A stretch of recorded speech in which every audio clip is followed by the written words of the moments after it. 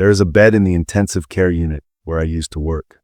Bed 7, window side, and every patient who dies in that bed dies at exactly 3:17 a.m. I know this because I watched it happen 3 times.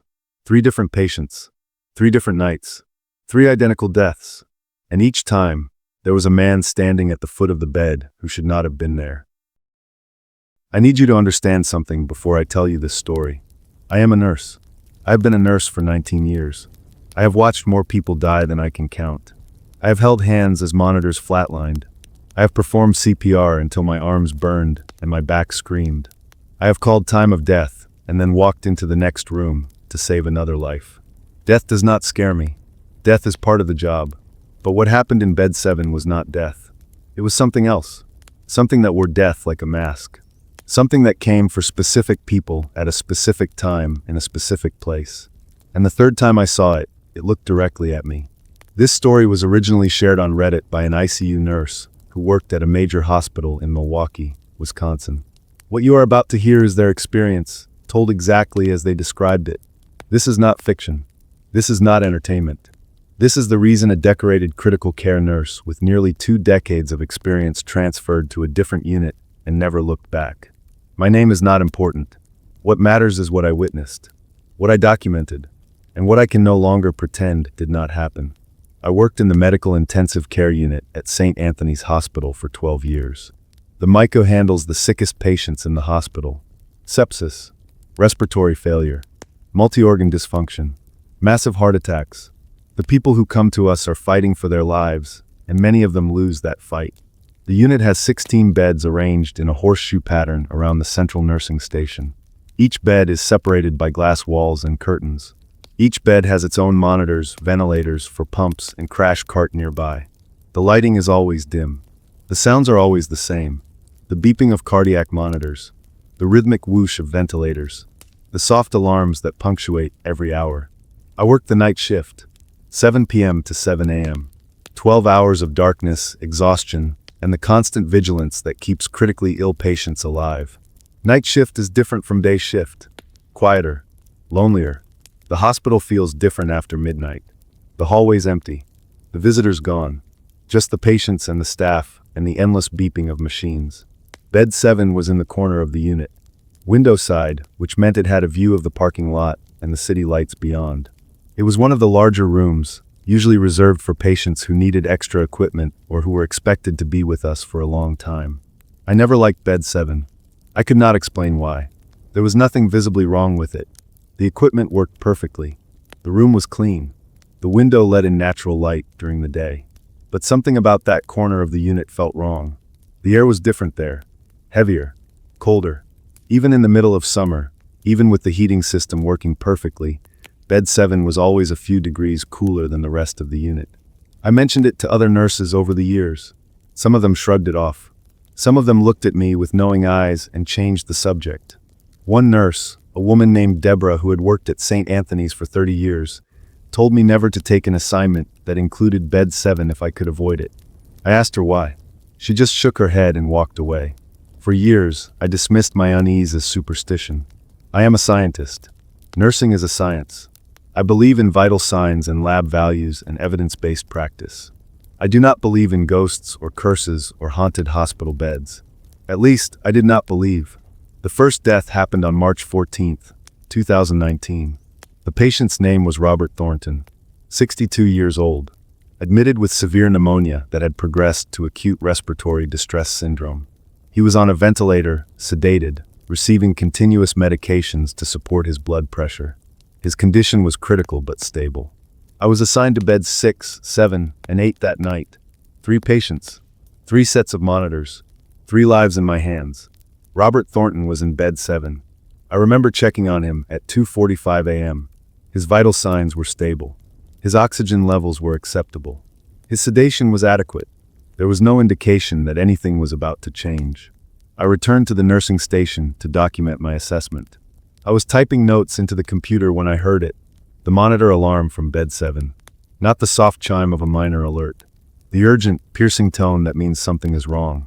Seriously wrong. I was out of my chair and running before I consciously registered the sound. Muscle memory. Training. Instinct. When that alarm sounds, you move. I pushed through the glass door into bed 7. The cardiac monitor showed what I already knew. Ventricular fibrillation. Robert Thornton's heart had stopped beating in any meaningful way. It was quivering instead of pumping. Without intervention, he would be dead within minutes. I slammed my palm against the code blue button on the wall. The overhead announcement echoed through the unit. Code blue, Micah bed 7. Code blue, Micah bed 7. I grabbed the defibrillator from the crash cart. I charged the paddles. I pressed them against Robert Thornton's chest. That is when I saw him. There was a man standing at the foot of the bed. He was tall, thin, dressed in dark clothing that seemed to absorb the light rather than reflect it. His face was in shadow despite the overhead fluorescence. I could not make out his features, just a shape, a presence, a figure that should not have been there. I froze. The paddles were in my hands. The defibrillator was charged. Robert Thornton was dying, but I could not move. The figure did not move either. He simply stood there watching, waiting. The code team burst through the door behind me. The moment they entered, the figure was gone. Not walked away, not faded, gone, as if he had never been there. I shook off my paralysis and delivered the shock. Robert Thornton's body jerked. The monitor showed a rhythm. Then it showed nothing. Then it showed fibrillation again. We worked on him for 45 minutes. Compressions, shocks, medications, everything we had, everything we knew. It was not enough. Time of death was called at 3:17 a.m. I remember looking at the clock when the attending physician said the words, 3:17 a.m. I remember thinking it was a strange time, not a round number, not the top of the hour, just 3:17. I did not think about it again for another 8 months. The second death happened on November 9th, 2019. The patient's name was Maria Santos, 44 years old. Admitted after a massive stroke left her unresponsive. She had been in bed 7 for 3 weeks, her brain function slowly deteriorating despite our best efforts. Her family had made the difficult decision to transition to comfort care. We had removed the ventilator that morning. I was not supposed to be assigned to bed 7 that night. The schedule had me in a different section of the unit. But another nurse called in sick, and the charge nurse asked me to cover. I almost said no. Something in my gut told me to say no, to make an excuse, to find a reason to be anywhere else. But I am a professional. I do not abandon my colleagues. I do not let superstition override my duty. So I said yes. Maria Santos was actively dying when I arrived for my shift. Her breathing was shallow and irregular. Her blood pressure was dropping. Her family was gathered around the bed, holding her hands, saying their goodbyes. I stayed with them through the evening. I adjusted her medications to keep her comfortable. I answered their questions. I brought them coffee and tissues. I did what ICU nurses do when death is inevitable. I made it as peaceful as possible. By 2 a.m., the family had gone home. They were exhausted. I promised to call if anything changed. Maria was alone in bed 7, her breathing growing slower and slower. I checked on her at 2:30 a.m. Still breathing. Barely. I checked on her at 3 a.m. Her breaths were so shallow I had to watch for several seconds to confirm she was still alive. I returned to the nursing station. I knew she would be gone soon. I started the documentation that would be needed after death, preparing for the inevitable. At 3:15 a.m., I heard something. Not an alarm. The alarms had been silenced hours ago, per comfort care protocol. What I heard was something else. Footsteps. Heavy footsteps walking down the hallway toward bed 7. Slow. Deliberate. The sound of hard shoes on linoleum. I looked up from my computer. The hallway was empty. The footsteps continued. Closer now. Approaching bed 7. I stood up. My heart was pounding. My mouth was dry. I walked toward the sound. The footsteps stopped directly outside the glass door of bed 7. I looked inside. He was there. The same figure I had seen 8 months earlier. Tall. Thin. Dark clothing that seemed to drink the light. Face obscured in shadow despite the dim illumination of the room. He was standing at the foot of Maria Santos's bed. Watching her. Waiting. I could not move. Could not speak. Could not do anything but watch as this impossible figure stood over my dying patient. Then he raised his hand. Slowly. Deliberately. He extended one arm toward Maria Santos. His fingers were long. Too long. The proportions were wrong in ways I could not articulate. He reached toward her as if beckoning. Calling. Inviting. Maria Santos exhaled. It was her final breath. I knew it instantly. That distinctive sound. That permanent stillness. I had heard it hundreds of times. The figure lowered his hand. He turned his head slightly, and for just a moment, I thought I saw his eyes. Not human eyes. Something else. Something that glittered in the darkness like distant stars. Cold. Ancient. Patient. Then he was gone. I looked at the clock on the wall. 3:17 a.m. Exactly. To the minute. The same time Robert Thornton had died 8 months earlier. In the same bed. With the same figure standing at the foot. I did not sleep for 3 days after that. I researched everything I could find about Bed 7. I pulled old records. I talked to nurses who had worked at St. Anthony's for decades. I searched for any explanation that did not involve what I thought I was seeing. What I found made everything worse. Bed 7 had the highest mortality rate of any bed in the ICU. This was not unusual in itself. Corner rooms often had higher mortality because they were assigned to the sickest patients who needed the most space. But when I looked closer at the data, I found something that should have been impossible. Over the past 15 years, 23 patients had died in Bed 7. Every single one of them died between 3 a.m. and 3:30 a.m. And when I pulled the exact times from the records, when I looked at the documentation with fresh eyes, I found that 17 of those 23 deaths occurred at exactly 3:17 a.m. Exactly. The statistical probability of that happening by chance was essentially zero. It would be like flipping a coin and getting heads 17 times in a row. Possible in theory. Impossible in practice.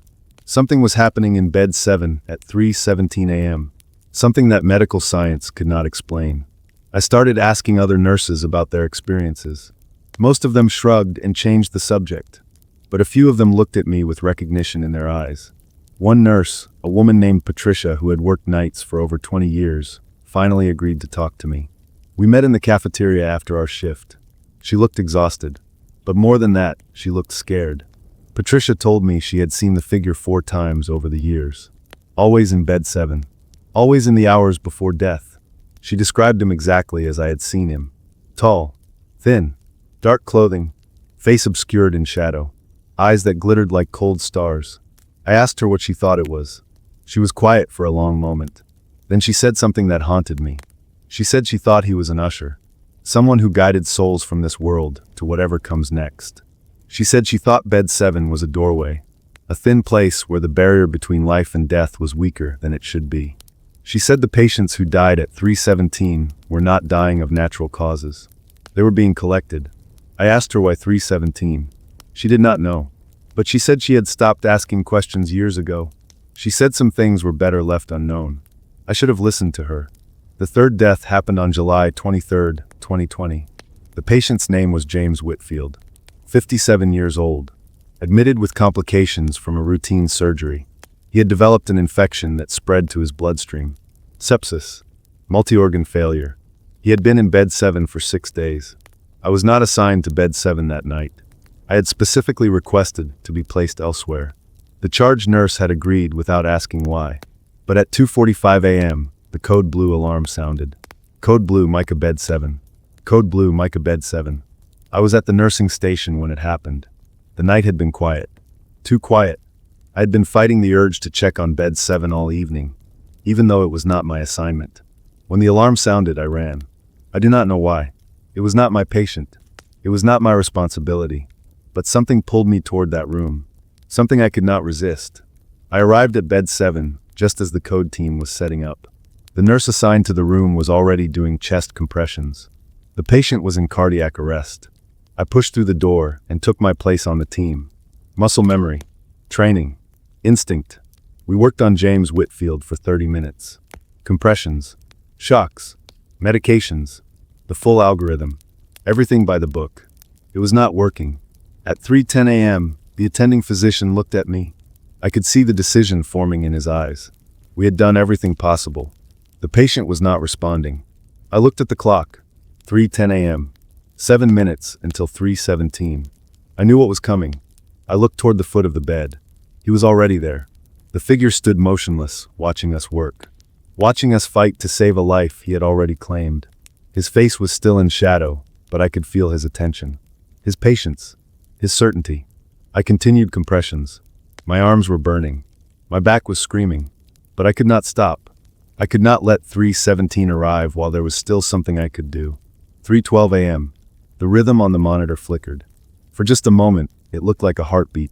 Then it collapsed back into chaos. 3:14 a.m. We pushed another round of medications. No response. 3:15 a.m. The attending physician put his hand on my shoulder. He was going to call it.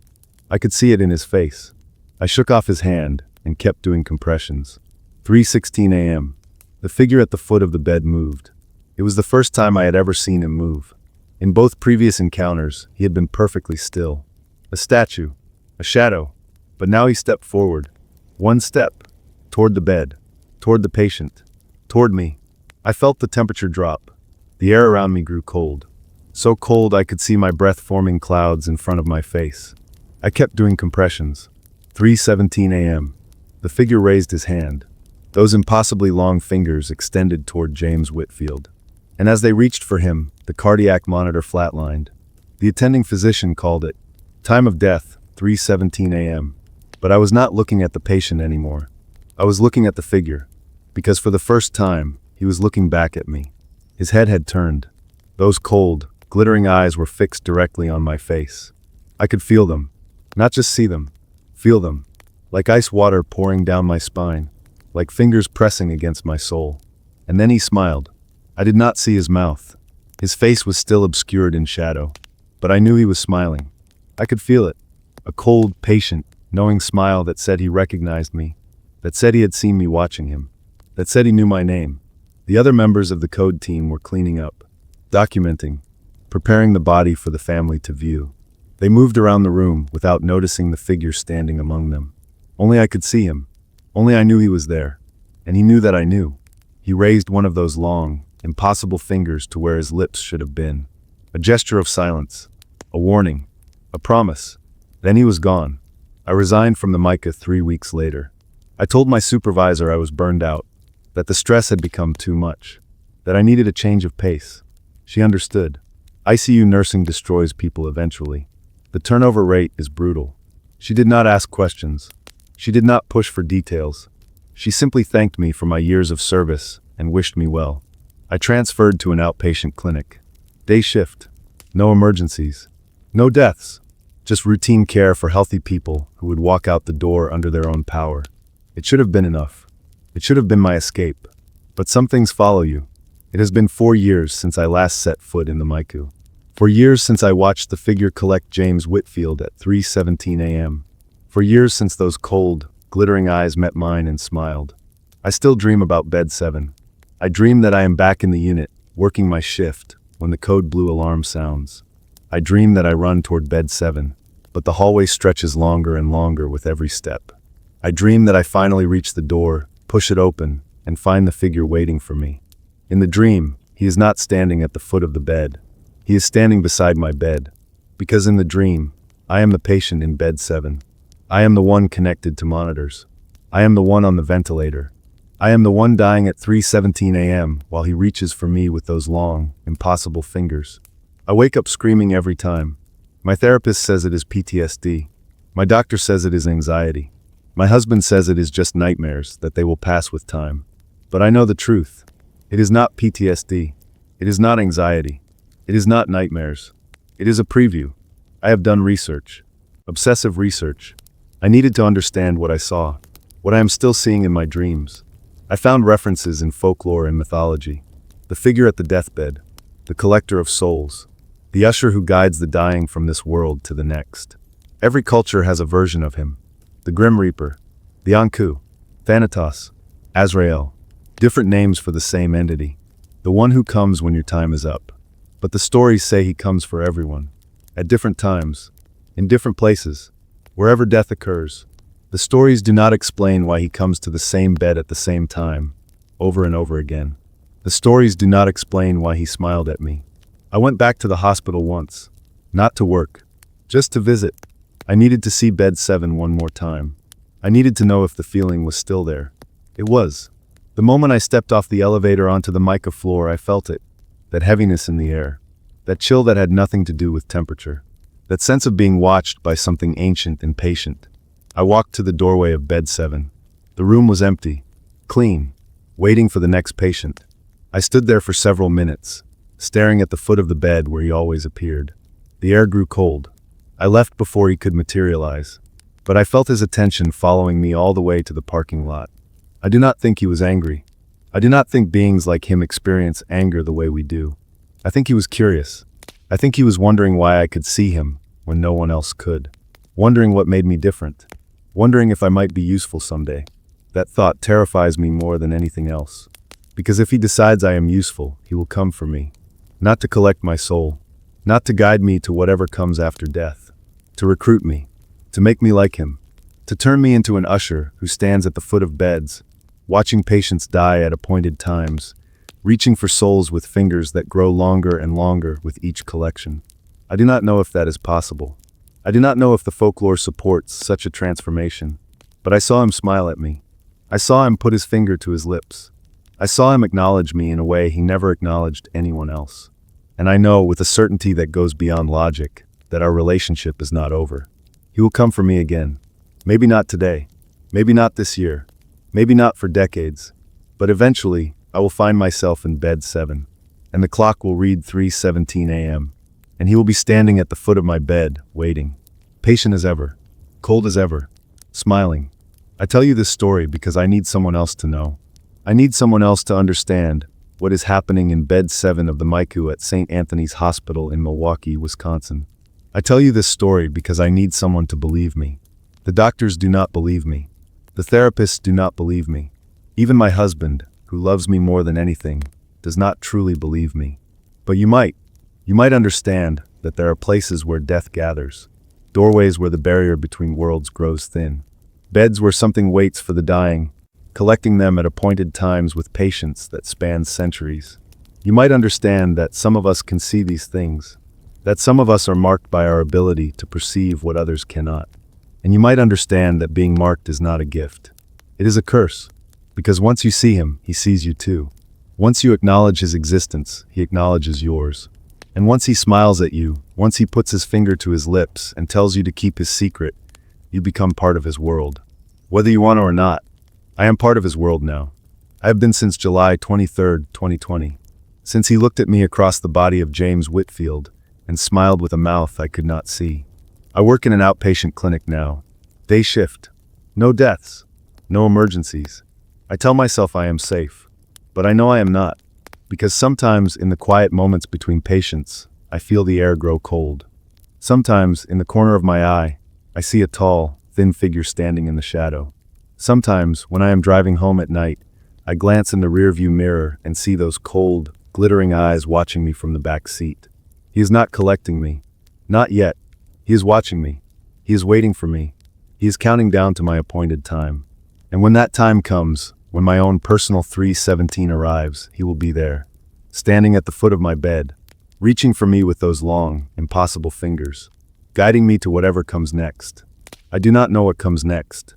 I do not know if it is heaven or hell or simply nothing. I do not know if the souls he collects find peace or torment or endless wandering. I only know that he is real, that he comes to bed 7 at 3:17 a.m., that he has been doing it for at least 15 years, probably longer, and that he has noticed me. If you work in a hospital, pay attention. Watch for the rooms that are always cold. Watch for the beds with unusually high mortality rates. Watch for patterns in the timing of deaths. And if you ever see a figure standing at the foot of a bed, a figure that no one else can see, do not acknowledge him. Do not look at his face. Do not let him see your eyes. Because once he sees you, he never stops watching. Once he smiles at you, the countdown begins. Once you become part of his world, there is no escape. Believe me, I know. The clock is always ticking. Somewhere, in a hospital or a hospice or a home, it is approaching 3:17 a.m. And he is there, waiting at the foot of a bed, patient as the grave itself. He is there right now, watching, waiting, collecting, and sometimes, just sometimes, he looks up from his work. He turns his head toward the doorway, and he sees someone watching him. Someone like me. I wonder who will be next. I wonder if it might be you. If you have ever worked a night shift in a hospital, if you have ever felt that cold spot in a room where someone is dying, if you have ever caught a glimpse of something that should not be there, I need to know. Leave a comment. Share your experience. Tell me I am not alone, because the alternative is too terrible to contemplate. The alternative is that I am the only one. The only one who sees him. The only one he has marked. The only one counting down to 3:17. What do you think happens at 3:17 a.m.? What do you think waits in the shadows of hospital rooms, watching the dying take their final breaths? I know what I think. I know what I have seen.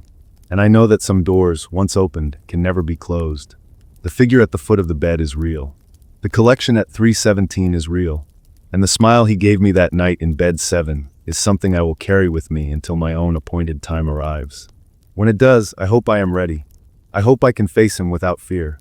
But I know I will not be. Because no one is ever ready for what waits at 3:17. No one. Not even me.